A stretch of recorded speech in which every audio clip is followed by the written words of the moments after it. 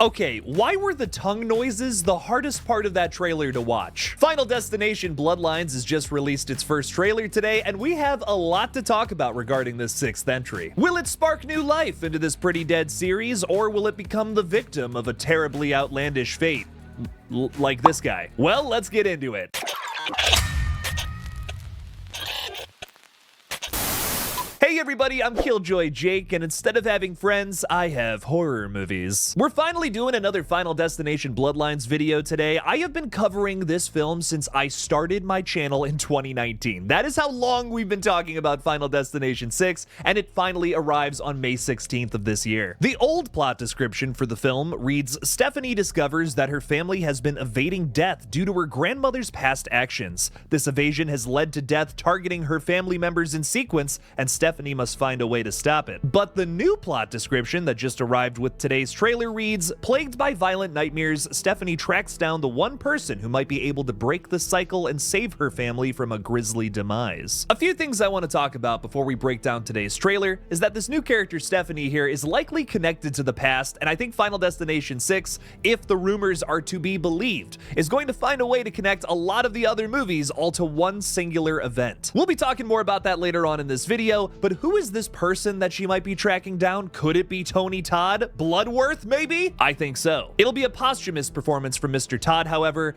Rest in peace to the Candyman. We knew that a trailer was coming soon for this movie based on these mysterious posts made to the Final Destination social media accounts. It was a video of a spinning fan from today's trailer that said, "This one's for the fans." That's a grade A dad joke right there. You get yourselves a gold star, Death. And what do you know? This poster also teases the death we're going to see in this new trailer. Okay, that's enough cock teasing. Let's get right on into it. This first trailer for Final Destination 6 does something really unique that not a ton of other horror trailers that I cover on this page end up doing. It really only showcases one big scene from the film, which, yes, pretty much spoils everything that's going to happen in it, except for one thing, which again we'll talk about later, which I'm really excited to get into. But we do get to focus a little bit on Richard Harmon's character. For those who don't know, Richard Harmon plays Alex in Grave Encounters 2, a crazy underrated sequel. The We Watched a Movie guys make a cameo in that one too. We learned from the trailer that he's playing a character named Derek who has just lost his father recently, which I'm sure will tie into the events of the plot, and he's doing a tongue piercing for some girl that's coming to the shop right before they close up. Again, hardest part of this trailer to watch for me. Oh my god. I can get tattoos all day long, baby. Got a little red right hand one here. Chicken Man's going underneath. But I don't think I could ever do a piercing. Mad respect to those who have gotten one before. Derek here gives us a crazy exposition dump right at the top of the trailer. My old man just died. I come in as a favor and now they want me to lock up. After Tongue Pierce Girl leaves and showcases the studio that's making this new film, Derek closes up shop where we can see Death's next experiment unravel. That's not before he puts on his sad mix though, with this really sad looking clown. My guy gets a chain in the nose which lifts him up as the fan starts swirling around and kind of picking him up. Kind of feels like a saw trap energy there. I really like that. A bottle of cleaner goes all over the floor. It lights on fire. He falls into it and he catches on fire himself. I also really like the test dummy alongside a little bobblehead of Death. Death runs in the family, as this trailer says right at the end, but apparently it also has a sense of humor too. Again, what's great about this trailer is it doesn't spoil the entire movie for me, just this one scene, pretty much. I definitely am not walking away from this trailer feeling like I know exactly how this entire movie is going to flow,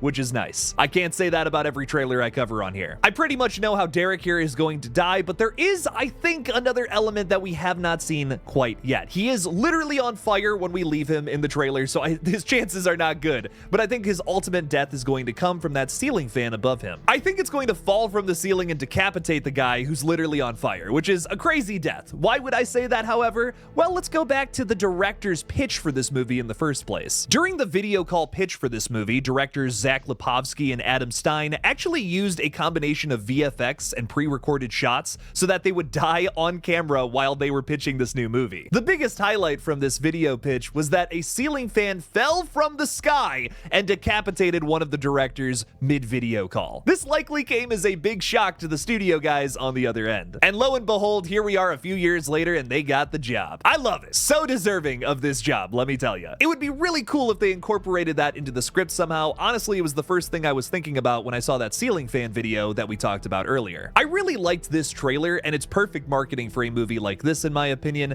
but I'm really worried that the rest of the marketing following it is just going to show off pretty much everything else. I really hope they don't do that. Maybe they can just keep marketing this one scene, because seriously, that's all you need to do to build excitement for this movie. Y'all are off to a great start. Just keep this energy going, please. Please don't spoil the entire movie like Companions marketing. I want to wrap up this trailer breakdown video talking a little bit about some of the rumors circulating, however. Final Destination Bloodlines is said to connect the events of many of the other films together from one inciting incident that goes all the way back to the 80s, supposedly. Remember how earlier we were talking about Stephanie having this grandma that evaded death? How the rumor goes as of right now is that pretty much everyone who has had a premonition in this series thus far is somehow connected to that event. Now, if you've been watching my most recent Scream 7 updates, you know that one of my biggest pet peeves in horror franchises is when they try to shoehorn this connection in that connects literally everything you've seen before. It's oftentimes nonsensical and hurts these long-standing series, in old Jake's opinion. It overcomplicates these farther out sequels and makes it way harder to tell a fresh story in a continuing franchise. The Scream franchise especially is dealing with this problem right now. And it's not like it's the biggest ask to just not do this in franchise continuations. There are series that are doing it right now successfully, like Evil Dead and Smile, which I want to focus on Smile and Smile 2 just real quick for a second here. Smile 2's opening scene features Kyle Gallner, who survives the events of the previous film only to get the Smile curse with a little bit of a cliffhanger. Smile 2's opening sequence concludes with Kyle Gallner passing on the curse to somebody else, who then of course gives it to Sky Riley, kicking off a brand new story that only has that one little thread to the original movie. That, in my opinion, is such an excellent way to keep a story going, still kind of connected to the original film,